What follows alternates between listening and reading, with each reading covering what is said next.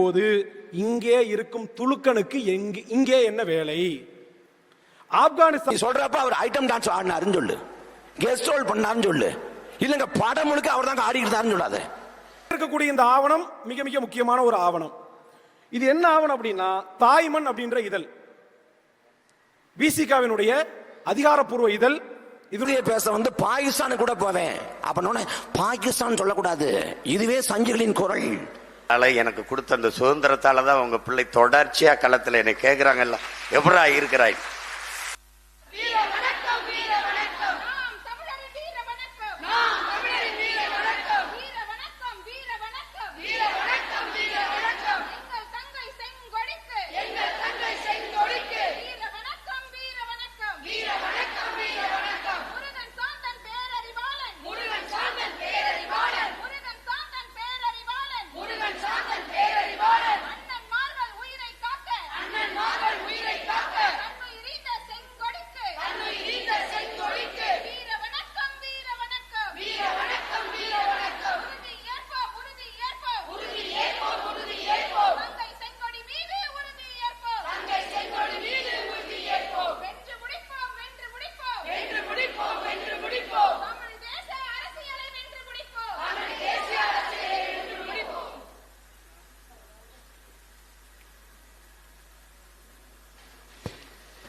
பெண்ணுக்கு சம உரிமை என்பது, அதை பேசுவது, அதை கொடுப்பது, அதை செய்வதெல்லாம் பெருமைக்கு இல்லை, பிறவி கடமை, அதை செய்கிறோம்.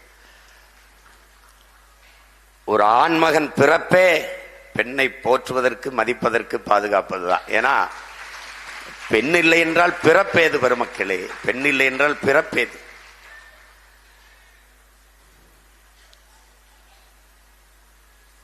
உலகிலே பல்வேறு பேரறிஞர்கள்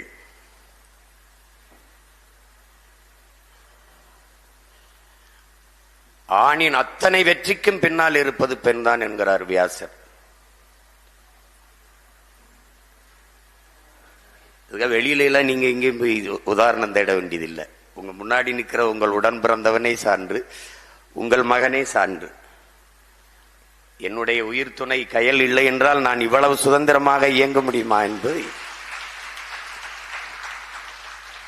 எல்லாத்திலையுமே ஒழுங்கு பார்க்கக்கூடிய நான் ஒழுங்கா இருக்க மாட்டேன். துணியை கலைக்காம எடுக்க தெரியாது. புத்தகத்தை படிச்சுட்டு அங்கங்க போட்டுடுவேன். அதை எடுத்து அடுக்கி வச்சு, அந்த துணியை எடுத்து வச்சு, பெரிய சண்டை வீட்டில் நடக்கிறதே எனக்கு சின்னவன் மாவீரனுக்கும் தான். பெரியவன் என்னை மாதிரி தான் குலைச்சு போடுவான். அவன் எதையும் அடிக்கி வைப்பான், நான் எதையும் கலைச்சு போடுவேன். அவன்கிட்ட இருந்து கத்துக்கிறங்கன்ட்டு. அப்ப நீ துணி எல்லாம் பேசினாலும், எல்லாம் பேசுறதான் சரி, துணியை கலைக்காம எடு பார்ப்போம், ஒரு தடவை எடுத்து விடு பார்ப்போம். வீட்டை கயல் பார்த்து கொள்ளும் அப்படிங்கிறதுனால எனக்கு கொடுத்த அந்த சுதந்திரத்தால தான் உங்க பிள்ளை தொடர்ச்சியா களத்துல என்னை கேட்கிறாங்கல்ல, எப்படா இருக்கிறாய்? அதனால நான் இயங்குறேன்னா அது கயல் கொடுத்த சுதந்திரம் தான். அப்படித்தான் என்னுடைய இங்கே இருக்கிற என் தம்பிமார்கள் எல்லாரும் வீட்டில் அனுமதிச்சதுனாலதான் அப்படித்தான் இங்க நடக்குது. இங்கே நபிகள் சொர்க்கத்தை எங்கே தேடிக்கொண்டிருக்கிறீர்கள்? அது உங்கள் தாயின் காலடியில் இருக்கிறது என்கிறார்கள். ஆபிரகாம் லிங்கன் சொல்றான், நான் இதுவரை பெற்ற வெற்றிக்கும் இனிமேல் பெறப்போகிற வெற்றிக்கும் காரணம் என் தாய் தான் என்று சொல்றார் ஆபிரகாம் லிங்கன். உலகத்தின் ஒட்டுமொத்த செல்வத்தையும் ஒரு தட்டில் வச்சு, ஒரு தாயின் பேரன்பை ஒரு தட்டில் வச்சா, அந்த தாயின் பேரன்பு இருக்கிற தட்டு தாண்டா தாழ்ந்து இருக்குங்கிறான். அது சொல்றான், உன்னை பார்த்து உலகத்துல நீ எவ்வளவு வளர்ச்சி அடைந்தாலும், எவ்வளவு வெற்றி பெற்றாலும், எவ்வளவு புகழை தொட்டாலும், எவ்வளவு உயரத்திற்கு போனாலும், உன்னை பார்த்து பொறாமைப்படாத ஒரே ஒரு உயிர் உலகத்தில் உண்டென்றால் அது உன்னை பெற்ற தாய்தான் என்க. அந்த தாயை போற்றாது வேற என்ன பிறப்பில் பெருமை இருக்கு, பயன் இருக்கு? சொல்லுங்க பாப்போம். நாங்கள் 117 இடம் சம வாய்ப்பு கொடுக்கிறது என்பது பெருமைப்பட்டுக் கொள்ளல, எங்கள் பிறப்பை பெருமைப்படுத்த, அதுக்கு கடமையை செய்யதான். அதனால செங்கொடி குறியீடா வச்சிருக்க பறையோட நிக்கிற அந்த படத்தை குறியீடா வச்சது அது சாதி பறையல்ல, ஆதிப்பறை. அதை அடித்து பகை முகத்தில் அறை என்பதை சொல்வதற்கு தான் அதை வச்சிருக்கு. ஒரு வீர மரத்தி அண்ணன்மார்கள் 3 பேர் உயிரை காக்க தன்னுயிரை கொடுத்தவள், தணலுக்கு தன்னுடலை தின்ன கொடுத்தவள்.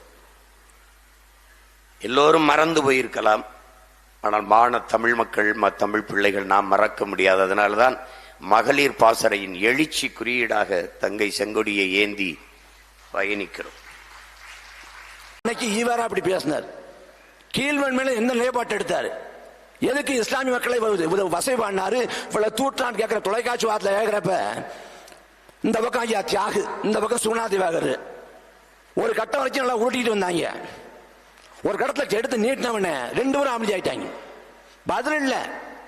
ஏன்னா பெரியார் ஈவரா இப்படிதான் பேசி வச்சிருக்காங்க விஷயம் அவங்களுக்கு தெரியல. நம்ம எடுத்து போடுறப்ப இந்த கிழமை எவ்வளவு தாண்டா பேசி வச்சிருக்கேன், புதுசு புதுசா வருது அப்படின்னு. இதுல ஐயா தியாகு சொல்றாங்க, அந்த பாரதிய நிகழ்வுல பேசுறப்ப அண்ணன் சொன்னாங்க, நான் பாரதிய பேச பாகிஸ்தானு கூட போவேன். அப்ப பாகிஸ்தான் சொல்லக்கூடாது, இதுவே சஞ்சிகளின் குரல். அப்ப பாகிஸ்தானுக்கு போங்கன்னு இஸ்லாமியர்கள் சொன்னாரு ஈவரா. அது யார் குரல்? பாரதிய நாம் தமிழக கட்சியா முதல்ல பேசுதா? தமிழ்நாட்டில் பாரதி யாருமே கொண்டாடலையா? இடதுசாரி இயக்கம் கொண்டாடுது, ஜீவா கொண்டாடினாரு. இதே திமுக கூட பாரதியை மறுக்கல. அப்ப இவ்வளவு காலமா பாரதியை பேசுறப்ப ஏன் உனக்கு வலிக்கல? நாம் தமிழக கட்சி பாரதியை பேசணும். பாரதி ஒரு சங்கி சொல்றான், ஒரு சொங்கி. உனக்கு துணிவு இருக்கா? நீ யாரு? அல்லக்கைகள் அறிவாலத்தை போற எலும்பு துண்டுக்கு வாழாட்டுல ஸ்டாலின் சொல்றா, பாரதியார நான் மறுக்கன்னு சொல்றா. பாரதி நாங்க ஏற்க மாட்டோம். சரி, பாரதி ஏற்க மாட்டேன். இந்த ஈவரா இருக்கார்ல உங்க பெரியாரு, அந்த பெரியார் ராஜாஜி ஏற்றா தெரியுமா? கடைசி வரை கொள்கையில வலுவாது இருந்த கொள்கைவாதி ராஜாஜி சொன்னவர் ஈவரா. தனக்கு கொடுக்கப்பட்ட பெரியார் பட்டத்தை ராஜாஜிக்கு கொடுத்து ராஜாஜி ஒரு பெரியார் என்று சொன்னவர் ஈவரா. அதுக்கு என்ன பதில் இருக்கு? ஒண்ணும் இல்ல. அப்பட்டமான ஒரு சந்தர்ப்பவாதி, தன்மையுடைய முடிப்புவாதி ஈவரா. அவர் வாழ்ந்த காலத்துல யூடியூப் இல்ல, அவர் வாழ்ந்த காலத்துல சமூக வலைதளங்கள் இல்ல, தப்பிச்சிட்டாரு. இன்னைக்கு எதுக்கு மூடி வைக்கிறாங்க? நான் இந்த பாஜக பீட்டின் புத்தகம் எழுதுறப்ப சில செய்திகள் தேவைப்பட்டுச்சு. நான் பெரியார் தளத்துக்கு போயிட்டேன். போய் அங்க நூலகம் முடிச்சு நூலகம் இருக்கிறப்ப அந்த பழைய விடுதலை தாள்லாம் கிடைக்குமா அப்படின்னு கேட்டேன். கட்சிக்காரங்க சொன்னா கொடுப்பாங்க. எந்த கட்சி அப்படின்னு கேட்டேன். அந்த கட்சி நாங்க. அப்ப கதைக்கு ஆகாதுன்னு வந்துட்டேன்.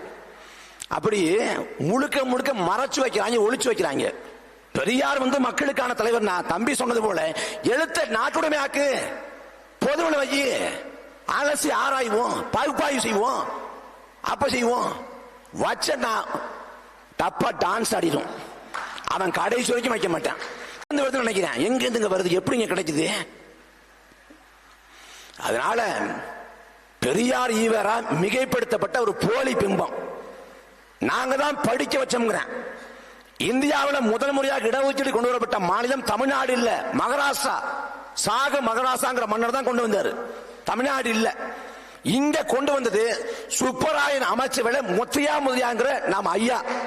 வகுப்புரிமையின் தந்தை என்று அழைக்கப்படக்கூடியவர் பெரியார் ஈவரா இல்ல, முத்தையா முதலியார். அதே போல 1950 வகுப்பாரி பிடித்தும் இடஒதுக்கீடு ரத்து செய்யப்பட்டப்ப அன்னைக்கு போராட்டம் நடந்துச்சு தமிழ்நாட்டில். எல்லாரும் போராட்டத்தில் பங்கேற்றாங்க.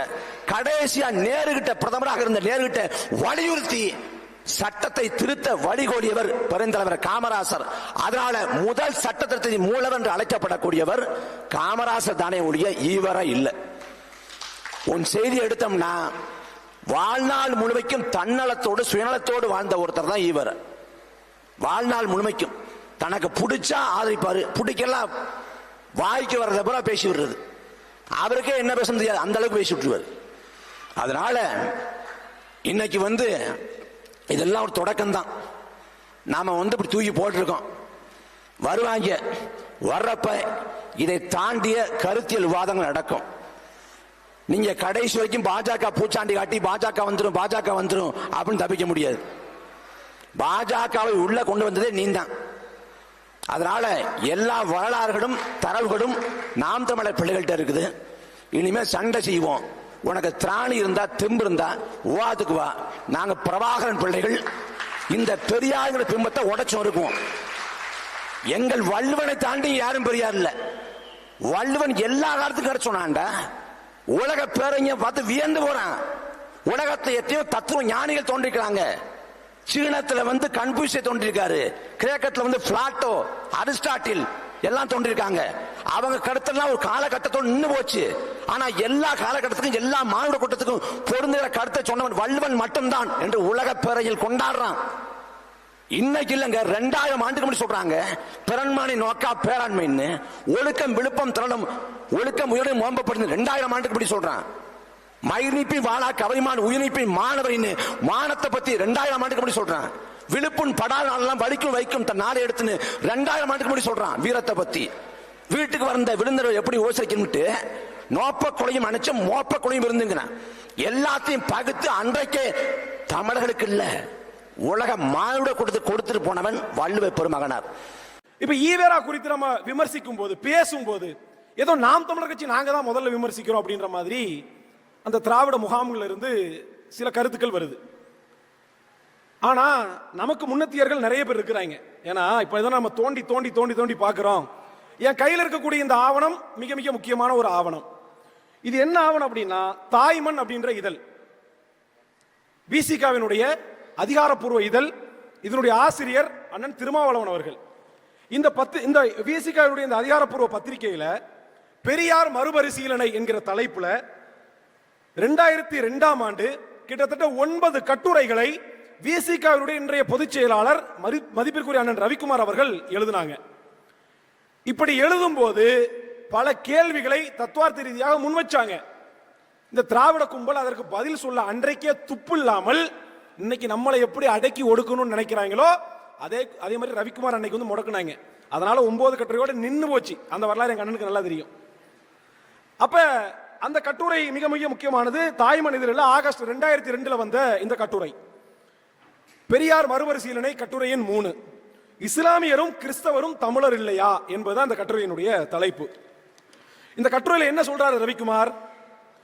நம் தாழ்மைக்கு காரணம் என்கிற தலைப்பில் 1943 பெரியார் எழுதிய கட்டுரையில் தமிழர் இழிவுக்கான காரணங்கள் என 5 காரணங்களை குறிப்பிடுகிறார். தமிழை இழிவு ஏன் இழிவானன்றதுக்கான காரணங்கள் 5 காரணத்தை குறிப்பிடுறாராம். அவற்றுள் 3ஆவதாக குறிப்பிடப்பட்டுள்ள காரணம் பின்வருமாறு. 3வது காரணம் என்ன? தமிழன் என்றால் இதில் பார்ப்பான், முஸ்லிம், கிறிஸ்தவர் முதலிய பலர் சேர்கிறார்கள். யாரையாவது நாம் சேர்ப்பதில்லை என்றால் அவர்கள் நானும் தமிழன், தமிழ்நாட்டில் பிறந்தவன், தமிழ் பேசுகிறவன் என்கிறார்கள் என குறிப்பிடுகிறார் பெரியார். அதாவது பார்ப்பான் மட்டுமல்ல, முஸ்லீமும் கிறிஸ்தவனும் தன்னை தமிழன் என்று கூறிக்கொள்வதால் தமிழர் இழிநிலை அடைந்திருக்கிறார்கள் என்கிறார். இதிலிருந்து தெரிவது என்ன? 1963 மட்டுமல்ல, 1943 இருந்து முஸ்லிம்களை, கிறிஸ்தவர்களை, அதாவது சிறுபான்மை மதத்தினரை தமிழர் அல்லாதவர்களாக விளக்கப்பட வேண்டியவர்களாகவே பெரியார் கருதி வந்துள்ளார். சொல்றது யாரு? சீமானா? சீமான் தம்பியா? நாம் தமிழர் கட்சிக்காரங்களா? இன்னைக்கு திராவிடத்திற்கும் திமுகவிற்கும் சொம்படித்து 4 சீட்டுக்கும் 2 MP சீட்டுக்கும் திராவிடத்தில் திமுகவில் அறிவாலயத்தில் அடகு வைத்திருக்கிறீர்களே விசிகா கட்சிக்காரர்களே, உங்களுடைய பொதுச் செயலாளர் ரவிக்குமார் சொல்றாரு தமிழர் இழிநிலை அடைந்ததற்கு காரணம் என்று ஈவேரா எழுதினதாக எழுதியிருக்கிறார். சான்றுகளோட சொல்றேன், மறுக்க முடியுமா? முஸ்லிம்களும் கிறிஸ்தவர்களும் தங்களை தமிழன் சொல்லிக்கிறாங்களாம், அதனால தமிழை இழிநிலை அடைகிறானா? அறிவுல தீய வைக்க வேண்டாமா? மைனாரிட்டிகளுக்கு அளிக்கும் சலுகையும் உரிமையும் துரோகம், பச்சை துரோகம் என்கின்ற சூழல்களைத்தான் ஈனும் ஈன்றும் வருகிறது. இது இயற்கையான பண்பு. அதான் மைனாரிட்டிகளுக்கு அளிக்கக்கூடிய சலுகை என்ன? இடஒதுக்கீடு. இதுதானே சுதந்திர இந்தியாவில் ஈவேரா எழுதின காலகட்டம் எது? 1962. 62 முஸ்லிம்களுக்கு என்ன இடஒதுக்கீடு இருந்துச்சு? நாடு விடுதலை பெறுவதற்கு முன்பாக வெள்ளைக்காரன் கொடுத்தது 16% இடஒதுக்கீடு முஸ்லிம்களுக்கு இருந்தது. இஸ்லாமியர்களுக்கு என்று இன்றைக்கு பட்டியல் வகுப்பு பழங்குடியின மக்களுக்கு இருப்பது போன்று சட்டமன்றத்திலும் பாராளுமன்றத்திலும் தனி தொகுதிகள் இருந்தது. நாட்டினுடைய விடுதலைக்கு பிறகாக இந்த இரண்டும் பறிக்கப்பட்டது. 16% இடஒதுக்கீடு குறைக்கப்பட்டது. அதே மாதிரி தனி தொகுதிகள் முஸ்லிம்களுக்கு கிடையாது என்று ஒதுக்கப்பட்டுச்சு. அப்ப நாடு சுதந்திரம் பெறுவதற்கு முன்பாக இருந்த சலுகைகள் பறிக்கப்பட்டுச்சு. அந்த காலகட்டத்தில் இந்த ஈர வெங்காயம் ஈவேரா ஒரு வரலாற்று அறிவு இல்லாத இந்த தற்கூரி எழுதுது. என்னது? இஸ்லாமியர்களுக்கு கொடுத்த இந்த சலுகையினால நாடு என்ன செய்தான்? கேடுகட்ட துரோகத்தை வந்து இஸ்லாமியர்கள் கொடுக்குற இந்த இடஒதுக்கீடு துரோகமா இப்படின்னு ஆளுட கொடுத்துட்டு போனவன் வள்ளுவ பெருமகனார். அந்த வள்ளுவ பெருமகனார் வாரிசுகள் நாங்கள். எங்களுக்கு எவனும் புதிதாக வந்து அறிவிப்பு கட்டவோ ஒன்னும் செய்யவோ இல்லை. நீங்கள் மரபே அறிவு மரபு தான். தமிழ் தேசியத்தோட அறிவுலக வரலாறு மட்டும் 3000 ஆண்டுகளுக்கு மேலானது. கீழடி ஆய்வு வருது, அகழ்வாராய்ச்சி முடிவு வருது. அதே போல சிந்து சமவெளி மொகஞ்சதரா அதை எடுத்தால் சங்க இலக்கியம் விட்ட இடமும் சிந்து சமவெளி தொட்ட இடம் ஒன்றுதான். அதுவும் தமிழனோட தொன்மைதான் தெரிய வருது. உலகத்துக்கு எல்லாவற்றையும் கற்று தந்த பேரினத்தின் மக்கள் நாம். நமக்கு எந்த கலவனும் எந்த தடியும் கொண்டாந்து எது நமக்கு போட்ட தேவையில்லை. நீ இதே கேரளாவிலேயோ ஆந்திராவிலேயோ கர்நாடகாவில் போய் அங்க இதே போல கடல் மறுப்பு முற்போக்கு சாதி ஒழிப்புன்னு பேசுற டைம் இருந்தா எப்படி கழுதியை கல்ல அடிச்சு கொண்டானோ அதே போல ஈவரா கொண்டிருப்பேன். தமிழ்நாட்டில் ஒன்று வரவேற்றார்கள் என்றால் இந்த மரபணு பகுத்தறிவை, முற்போக்கை, சாதி ஒழிப்பை, சமத்துவத்தை உள்வாங்கக்கூடிய ஆற்றல் கொண்டது. பன்னெடுக்காக பேசி நிலம் இது. அந்த நிலத்துல எங்களுக்கு புதுசா ஒருத்தன் கற்பிக்கல. இல்லை.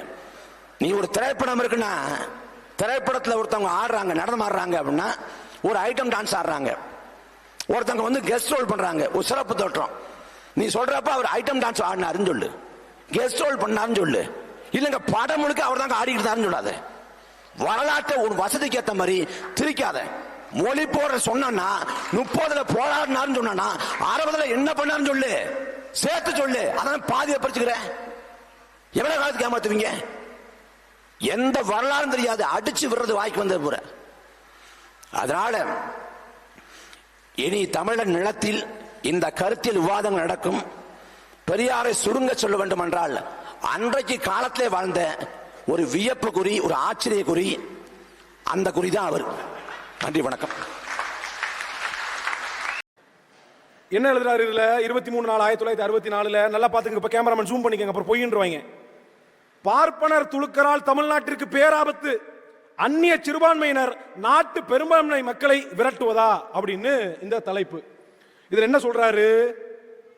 பாகிஸ்தானிலும் இலங்கையிலும் பர்மாவிலும் இந்தியர்களை மூட்டை முடிச்சுகளை கட்டிக்கொண்டு வெளியே போக சொல்கிறார்கள். பர்மாவில் சொத்தை பிடுங்கிக் கொண்டு வெளியே போங்கள் என்கிறார்கள். இப்படி இருக்கும்போது இங்கே இருக்கும் துலுக்கனுக்கு இங்கே என்ன வேலை? ஆப்கானிஸ்தானத்திற்கோ பாகிஸ்தானத்திற்கோ போகட்டும், உனக்கு இங்கு என்ன வேலை? இந்த நாடு உனக்கு எப்படி சொந்தம்?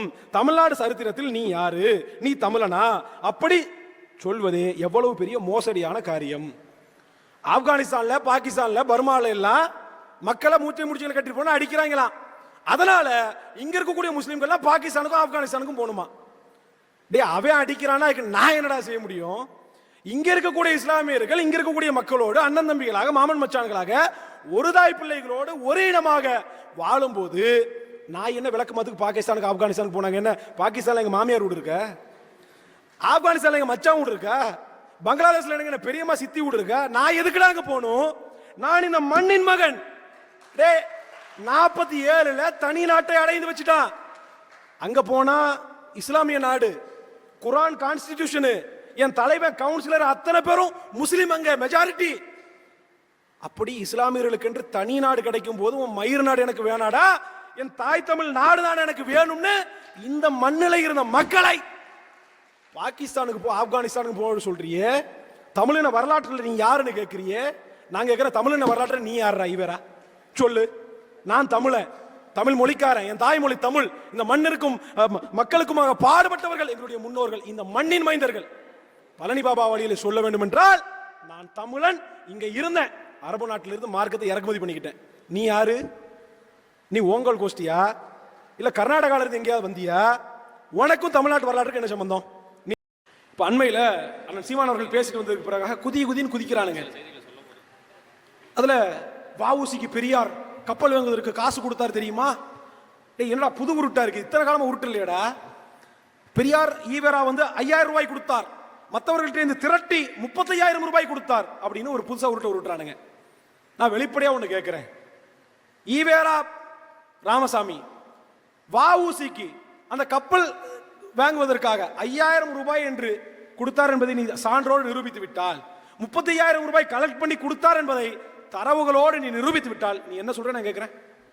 நிரூபி பார்ப்போம். வஉசிக்கு துணையாக நின்றவர் ஈவேரா அல்ல, பக்கீர் முகமது ராவுத்தர் துணையாக நின்றார். 2 லட்சம் ரூபாய்ங்க 1906 120 வருஷம் முன்னாடி. கற்பனை பண்ண முடியுதா?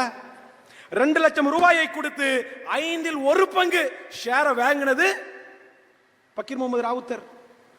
10 லட்சம் பங்குல கிட்டத்தட்ட 10 லட்சம் ரூபாய் மொத்த பங்குகள், அதுல 2 லட்சம் ரூபாயை கொடுத்தார். 40,000 பங்குகளை வாங்கினார். அதுல வஉசி தன்னுடைய சுயசரிதையிலேயே அதுக்கு நன்றி தெரிவிக்கக்கூடிய விதமாக இந்த பாடலை எழுதுறாரு. வஉசி சுயசரிதை பக்கம் 49. நான் ஆதாரம் தரேன்ல, ஆதாரத்தோட பேசணும். பாக்கியம் மிகுந்த பக்கீர் முகம்மதை வாக்கின் வழியால் வசப்பட செய்தியான், வணிகர் பலரை திருத்தி அவனிலம் துணிவுடன் சுதேச நாவாய் சங்க நன்மலர் கண்டேன் என்று பக்கீர் முகமது ராவுத்தர் கொடுத்த 2 லட்சம் ரூபாய்க்கு கைமாறாக என்ன பண்ணிருக்காரு? சுயசரிதையில இது குறித்து எழுதியிருக்காரு. இப்படி வஉசி ஈவேரா குறித்து எழுதியதாக ஒரு சான்றுதா தர முடியாதுனால. அப்ப பொய். என்னடா ஆதாரம் கேட்ட வீரமணி எழுதியிருக்காராம். எனக்கு எனக்கு ஆதாரம், எனக்கு சான்று நான் திருடவில்லை. எப்படி ஆதாரம்? நான் தான் சொல்றேன். நாத திருந்திட்டா நாத சொன்னோம்ல, அந்த மாதிரி வீரமணி எழுதி விட்டார்.